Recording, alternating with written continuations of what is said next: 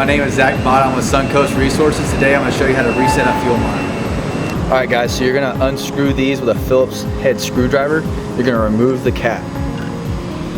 We're going to hit this white button right here to reset the fuel monitor. So this is going to keep flashing green and it'll go red and green. And then it will go back to blinking green. And then it'll go to a solid green. That means you're well connected.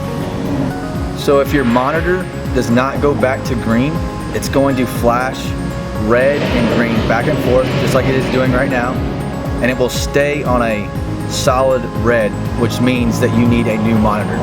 If you have a newer monitor, how to reset it is you're gonna grab this magnet right here that comes with the monitor, and you're gonna push it down right here where this little magnet's at, just like this, and then remove it, and it's reset.